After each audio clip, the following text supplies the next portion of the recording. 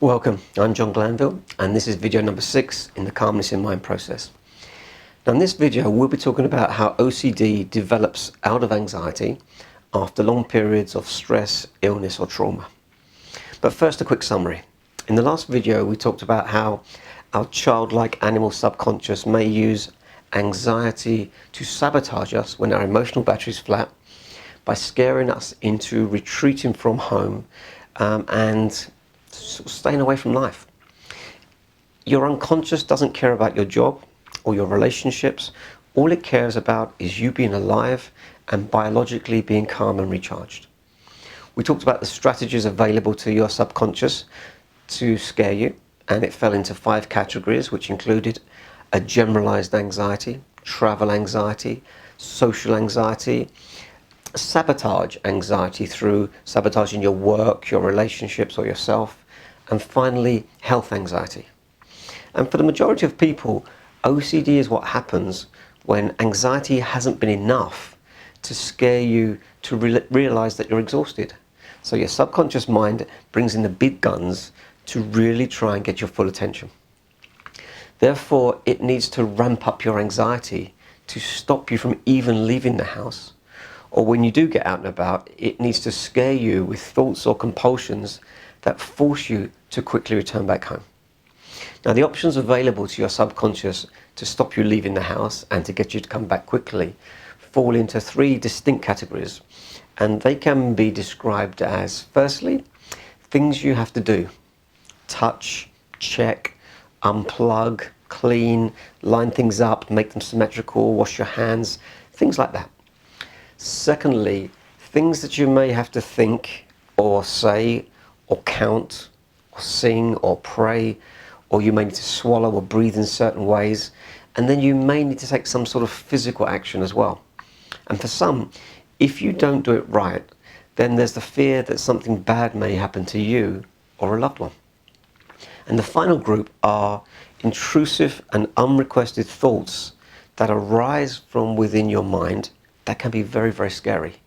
Thoughts about harming other people, thoughts of a sexual nature, paranoid thoughts about being spied on or controlled, fearful thoughts about people you love, and very often you'll need constant reassurance from people that you trust to calm yourself back down again.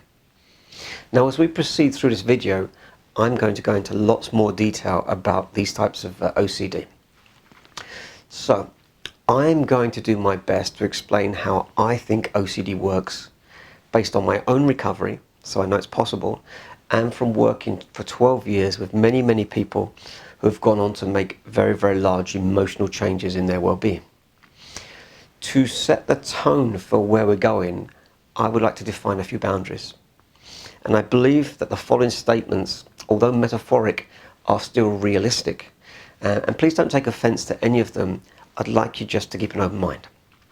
So boundary number 1, OCD sits on top of anxiety. So by only focusing on your OCD, your thoughts or your compulsions, you are attending to the symptoms, not the actual problems. Yes, the compulsions cause problems, but they are the symptom. Condition number 2, to think you will ever be free or completely free of any unrequested thoughts or compulsions from your mind is probably unrealistic. However, to not have them be an issue and to be able to get on with your life is very, very achievable. Boundary number 3, OCD used to be called the doubting disease because the person begins to doubt everything. They need constant reassurance, more data, more proof of this and proof of that. They begin to doubt everything. And the part of the brain that trusts gets very conditioned to not trust. So it's very hard to get the feeling that something is safe. So the body's urge to check and recheck is very strong. Therefore, if you can learn to begin to doubt, if you can begin to trust a little more, and if you can begin to test to see if things are really true, this is very, very important. Which of course is the basis of exposure therapy, and I'll be teaching you how to do this effectively once we get to the change phase of this course. Boundary condition number 4. A person with OCD is usually trying to control outcomes And as we go through this course, it will become very clear that really there's very little that you can directly consciously control, except perhaps your attitude, your attention, and your perspectives. What other people do, what other people say, think, behave, is very much out of your control. So we are going to learn to be more accepting, less controlling, and more in allowing of ourselves to be calmly vulnerable, and accepting that very often we won't know what to do for the best. And that's okay. Who said we should know? I think it's okay to not know. Boundary number 5, OCD nearly always makes you more reclusive. Your home slowly becomes a prison, and then more and more you become dependent on others to support, reassure, and look after yourself. Condition number 6, become aware of something called secondary gain. These are the benefits to people from not overcoming their problem. For example, perhaps if you recovered from OCD, you may no longer be able to receive housing benefits. Or your recovery may mean that now you can go to work, but you don't have any work experience, or you don't have a trade. Or perhaps if you recover, you know that you will need to end an abusive relationship, and that might scare you. So often when secondary gain is active, we can't consciously see it, or we're in denial that our own subconscious mind would even do this to us or for us. And if I stay on the subject of secondary gain, another thing to consider is, are your carers helping you to get better, or unknowingly keeping you stuck? Do they have a secondary gain for themselves from keeping you stuck? Such as a mother looking after a child in their 30s who has OCD, and if the child got better, then they would leave home, and then the mother would have to face up to the fact that perhaps her marriage is over and she only ever stayed together for the sake of her child. And in later videos, I'll be exploring ways that carers and partners can support people with anxiety or depression. But for now, these metaphors, they point to what is happening to you, rather than saying this is the truth about OCD, or this is even a fact about OCD. Even doctors and researchers at the cutting edge looking into OCD don't truly know what it is. So until the medical world can definitively tell you what OCD is, and they can tell you definitively what you can do about it, my question is, how can you try everything and anything to help yourself? And that's what these videos are about.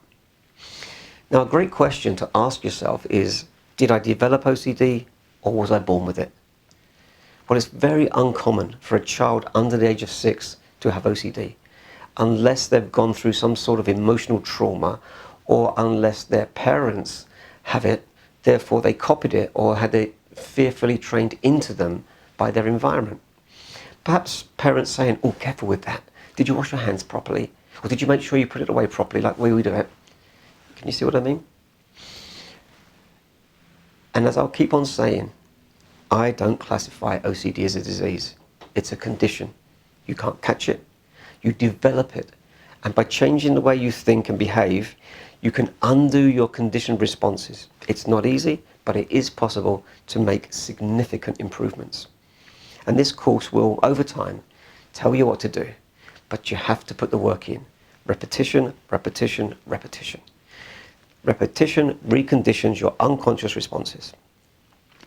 In videos 8 and 9, I'll be showing you how to interrupt OCD and how to calm yourself down. I will also be showing you how to reprogram certain parts of your brain, like the amygdala, which is what your brain uses to decide what's safe and what's not safe. And of course, in people with OCD, the amygdala has become conditioned to see danger in events or thoughts that the majority of people's amygdala see as safe. And even if you think that you don't have OCD, I'd still really recommend that you pay attention and watch this video. Firstly, because you might actually have it, yet it's masquerading under the radar, like an obsessive need to be right, or in control, or to just be perfect. And you're saying, I don't have OCD, this is just the way I am. Or maybe you don't have to check that the door's locked, but you can't stop thinking about things. Perhaps we could call this a obsessive OCD thinking. And secondly, by understanding how it works, you can understand and support others who do have OCD which I'd like to let you know is far more common than you can possibly imagine. I think at some level, we all have it in some way. From a person who's obsessive about winning, or being right, or helping other people, or filing papers away, or just being a perfectionist. Anybody who's very good at what they do, a sportsman, a CEO, a PA, they're good because they focus. They like a process. They know what they want. They feel more comfortable if things are the way they like them to be. And a quick word here about focus and attention. Most people with OCD tell me that they can't focus well, or they struggle to keep their attention on what they need to do. However, I think the reality is that their focus and their attention is super powerful. It's just that they're using it in the wrong way. The degree of focus it takes to remain in OCD or to run continuous thinking loops is amazing. They are brilliant at focus, but they're just focusing on the wrong things. Imagine how productive a person would be if they put the same amount of effort into their recovery rather than running all their existing OCD compulsions. Plus, we can see it in other hidden ways too. Obsessive about not being told what to do. Obsessive about not following rules. Obsessive about weight, fitness, clothes, makeup, hair, not looking silly, suntans, or obsessive belief systems like being a vegan or religiosity or having to do certain charity work. I'm not saying that any of these things are good or bad, just where is the line between wanting to do something and having to do something? Because once you have to do it, you no longer have any choice. And I feel that calmness comes from having choice and being able to accept things being out of your control or in your control, and having confidence to do what's the right thing for you in any moment, regardless of the outcome. Now, a little disclaimer here. There seem to be some very major brain disorders that may trigger the symptoms of anxiety and OCD. Things like schizophrenia, brain damage, Alzheimer's, dementia, autism, Parkinson's, and PTSD. This video is not targeting these conditions. I'm addressing relatively normal individuals who are caught up in OCD and who are typically saying to themselves, this is ridiculous. Why am I thinking and behaving in these ways? However, a person with those aforementioned conditions may well be able to find strategies from within my work that may help them to find more calmness. Now, the typical medical description for OCD is a common, chronic, and long-lasting disorder in which a person has uncomfortable, reoccurring thoughts, obsessions, and behaviours, compulsions, that he or she feels compelled to repeat over and over. Now, as usual, I'm going to be a little contentious and speak from my own experience. Many people who have OCD see the condition as something that has happened to them, some problem within their mind or their body, and it's made them broken, and that they feel there's very little they can do about it. And they often get agitated if I suggest that the condition is mainly self-perpetuating and can be managed. It can. I'd like to ask you to keep an open mind. Try the things I say, then once you've tried them, you can knowingly say if they work or don't work. Don't let your OCD thoughts make decisions for you, with thoughts like, well, that will never work. How would you know? Why would you believe those thoughts without trying things for yourself? Start doubting your thoughts and start testing everything. So, to me, OCD is the 6th class of anxiety that's used by your little 8-year-old once the first 5 have failed. If you're still ploughing on with your life, still thinking too much, worrying too much, your little 8-year-old needs to get super tough and super sneaky with more scary ways to sabotage you to stop you from leaving your house. Plus, if you do manage to leave the house, she wants to violently scare you to get you back home again as quickly as possible. Remember, your biology does not care about your job, your relationship, or your car. It cares about you being emotionally calm, about being alive and being functional. So my own definition of OCD is any thought or urge, compulsion, phobia or habit that tries to stop you from leaving your home or when you're out of your home, tries to make you so anxious that you want to return quickly to the perceived safety of your home. And then it makes you doubt everything, including yourself, so that you retreat from life, where your biology hopes that you'll sit silently, recalibrate, and recharge. Now really think about this, not from your OCD mindset, but from the perspective of your unconscious mind and your exhausted chemistry. And we've talked about this a lot, okay? That's why if you do manage to get some rest, or the bad events of your life lessen, or if people around you pamper to your needs and don't stress you out, you'll find your OCD backs off a little. So as ever, let's look at the patterns. But know this, OCD will morph around from one thing to another. It's very clever and it's very sneaky. Only bright people get OCD. And the more intelligent they are, the more complex the knots their unconscious mind can tie them into to urge them to retreat from life. And just like anxiety, OCD always works in the same patterns, which fall into these 4 categories. The first category is just your normal anxiety escalated up to new levels of intensity.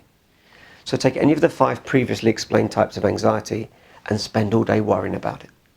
So a mild hypochondria becomes an absolute fear of death and dying. Sabotaging your travel by making you afraid to drive becomes an obsession that if you drove your car, you may drive into a person and kill them on purpose. Sabotage by insomnia may become a fear that if you fall asleep, you might flatline and die. A fear of germs may become a full-blown fear of vomiting, which can make you fearful of alcohol or children or restaurants. Can you see how these things can intensify from one thing to another and really scare you? So you stay at home. It's patterns, patterns, patterns. And once you can see these patterns, you can stop asking, why do I have this? And you can focus on the real solution. How can I find more silence in my mind, recharge my biological battery, recondition the fear responses in my brain, recalibrate my central nervous system, and how can I retrain the receptors on my cells for more calmness and less fear? So then my subconscious mind will stop sabotaging me. Now the second category of OCD are compulsive things that you have to physically do. Washing your hands, cleaning the house, lining things up, touching things a certain way or a certain number of times, avoiding odd or even numbers, avoiding germs or contamination, checking doors and windows to see if they're locked, checking electrical appliances are unplugged, compulsive exercising, compulsive food regimes, changing from work clothes to home clothes, breathing in certain ways. I could go on all day about the things. And it doesn't matter which ones you have.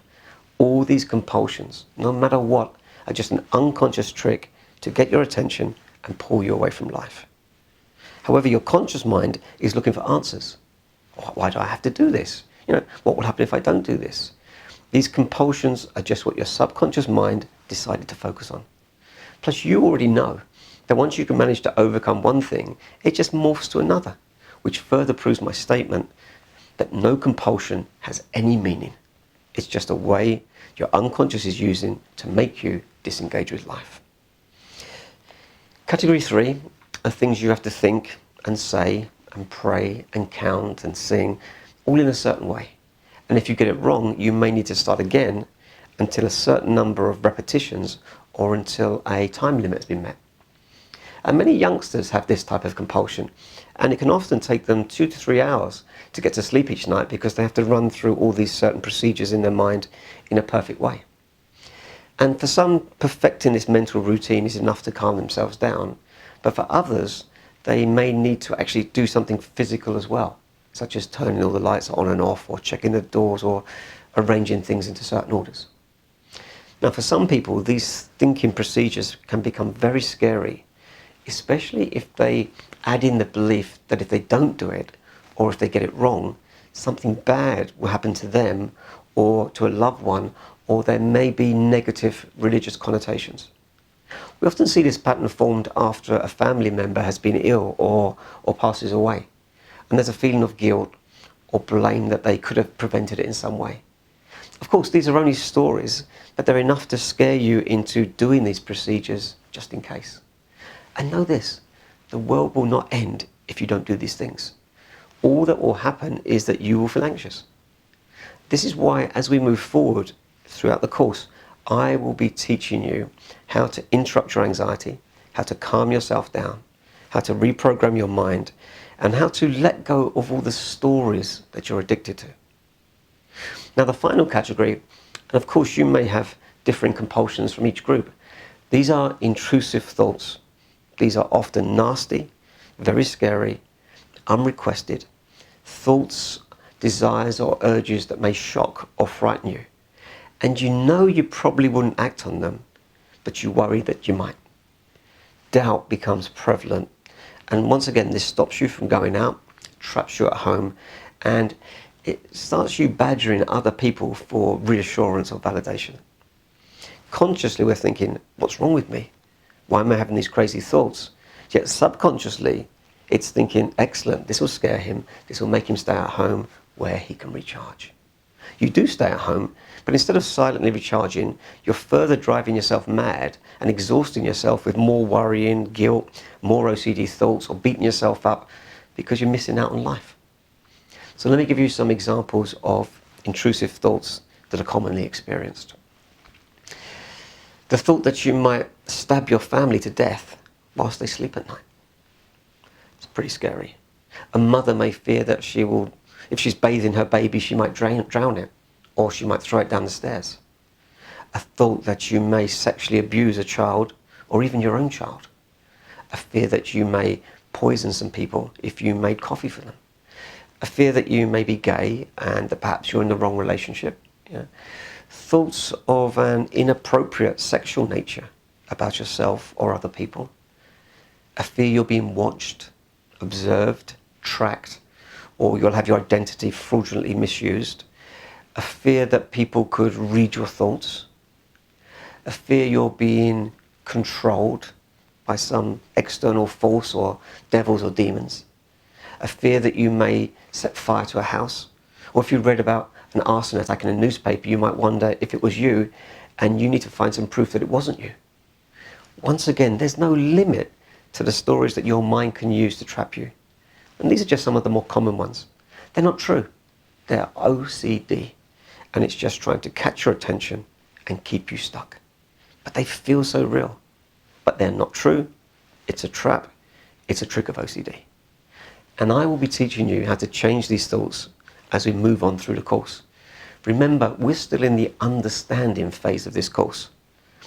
And as we stay with patterns, what are the common behaviours of people with OCD that they can use to cover up all their anxiety and all their behavioural tics? And these fall into the following lifestyle categories. Firstly, we have the stay-at-home prisoner. And for some individuals who've experienced OCD issues around germs or infection, blood and cleanliness, the idea of working in shared offices or visiting shopping centres or other public areas can be fearful and it can be distressing.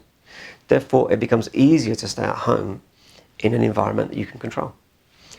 The second group I call the technical loner. This group learn how to manage their ruminations and compulsions by losing themselves in distracting thought processes or complex mental tasks, like science-based activities and technical careers where they can just work alone or in small groups. And they're often attracted to partners who are also technical or happy to live in a more enclosed and structured living environment. One of my own favourite groups are the self-employed controllers, because for some, it's so much easier to manage their OCD compulsions by working for themselves. And I've always been amazed at how many business owners have varying degrees of compulsive behaviours and scary intrusive thoughts. And to get over them, they work for themselves. They usually only have 1 or 2 employees. If they can employ family members, all the better. So they can still earn a living and they can easily cover up all of their compulsions. Or they can do them in the privacy of their own office. And if their office is in their home, they like that even better. Then we have the get on with it anyway pragmatist. I think this is by far the biggest group, and in some ways they have the hardest time as they are always trying to face their fears and just get on with it. In other ways, they're the most free of the groups, as they can kind of function despite the OCD. However, this group will find that their compulsions and their ruminations and their fear will increase with stress and disruption. Therefore, holidays, Christmas, job interviews, dating, travel, surprise events are times of great anxiety and can be mentally exhausting. And the last group I'm going to call the high-functioning pedantics. This group just know how they want things to be. They're quite methodical, fussy, rigid, pedantic, and controlling of people and wanting specific outcomes. Others would call them OCD, but they would say, no, I just know how I like things to be. This group can benefit greatly from considering that some of their behaviours are obsessive and that they may be really annoying other people through their need to control outcomes to be a certain way. Now, I hope you can begin to see yourself in the patterns that I'm detailing here, because this is the beginning of your recovery. To see that actually OCD is very similar the whole world over. And there are many things that you can do to interrupt it and to push it back. You can see a chart here that I made that shows most of the OCD conditions. And as before, I'll make this available as a free download. Now, for many people with OCD, they need constant reassurance from loved ones or people in authority like doctors. Be careful of this trap, because many carers unknowingly perpetuate a problem by pandering to the OCD sufferer's fears. The best way that I could try and explain this is perhaps using a metaphor of training a puppy. If family A collected a puppy from the rescue centre and the staff said, "Careful with this dog because he was abused." If you raise your hand, the poor little dog will shake with fear because its previous owner used to smack him. So family A say to each other, "Don't raise your hand because that will scare him." And they avoid raising their hands and they try to love the dog by not scaring it. Family B, on the other hand, they take the puppy home and they say, "We need to retrain this poor little hound. Let's raise our hand, but then give the dog a treat."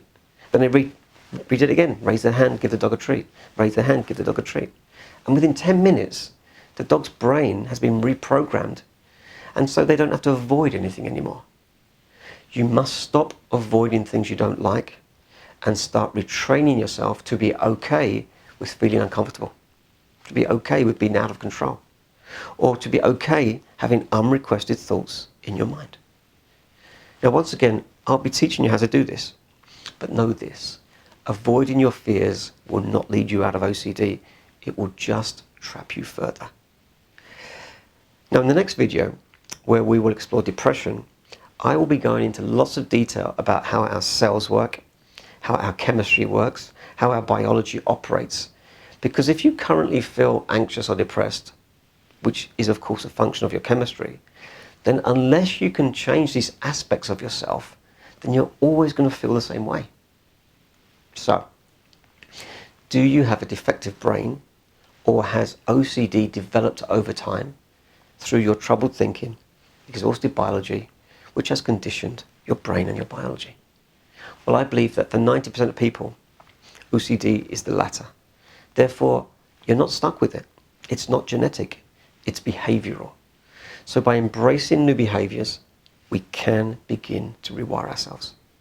Plus, even if you think you naturally have a chemical or structural brain imbalance, then surely you should be open to try anything new to plug these gaps, rather than just saying, well, there's nothing I can do it because anxiety runs in my family. No, the behaviour of anxiety runs in your family. And those behaviours have defined your brain operation and your resultant chemical composition, and the subsequent belief systems that you have to avoid feeling anxious. So if anxiety isn't a disease, it's a conditioning of the mind and the body, then to escape, you need to become a person who thinks and acts differently. So anxiety can't survive within you. And this is what I'll be teaching you how to do. And then you need to ask yourself, if my OCD was gone, do I have the right skills, knowledge or resources to get a job, to be in a relationship, to communicate more effectively, to travel? Do I have self-worth, self-esteem or self-confidence? And once again, this course will be teaching you what to do to gain or to refine these emotional skills. So as we come to the end of this video, let me summarize. Remember, we're still in the understanding phase of what these conditions are and how they affect us. And once we have this understanding, I wish moving you through to the here's what you do about it phase. And the reason that I summarize like this, after already telling you this, is because all this work is about repetition to reprogram your subconscious mind. Repetition, repetition, and more repetition. And if you're not getting this by now, you really need to go back to video number 1 and rewatch until the penny drops and you can absolutely see that this is true. So the headlines that I want you to take away with you are: OCD sits on top of anxiety. Stop focusing on your symptoms. Start exploring the causes, which are thinking too much, emotional energy battery being flat, a conditioned brain, to fear responses, and low self-esteem. Your OCD thoughts do not mean anything. They are just what your subconscious is using to try to trap you at home. What is important is what you do with your conscious thoughts to stay out of OCD. Don't try and stop your OCD thoughts. Don't try to answer your OCD questions. Just ignore them or talk over the top of them consciously. And I'll be teaching you how to do this in just a few videos time. When you're feeling anxious, sag or relax your body. Don't move in tense, jumpy ways. Try to trick your unconscious into thinking that because your outer body is calm, that nothing scary is happening around you. Consciously talk softly, slowly, and gently. Soothe yourself. Soothe your unconscious nervous system. Trick your parasympathetic nervous system into action to calm you down. A yawn, a soft story. I know these are baby steps, but we have to start somewhere. I will be showing you how to stop anxiety in its tracks in just a couple of videos time. And finally, your homework. Go back to video number 1 and start watching these 6 videos again. Don't listen to what your conscious mind says or thinks it knows. We are slowly programming your unconscious mind. Use these videos as your way maybe to get a 25-minute meditation, a 25-minute battery recharge. Plus, you are learning to keep your focus in one place. And one more behaviour I want you to consider is this. Perhaps stop watching violent films, horror movies, psychological dramas, conflict-ridden soap operas. Stop playing computer games that are exciting or violent. Stop arguing with people. Remember, your body can't tell the difference between a dream or a film or a memory. What you see, think or experience, your body thinks is real.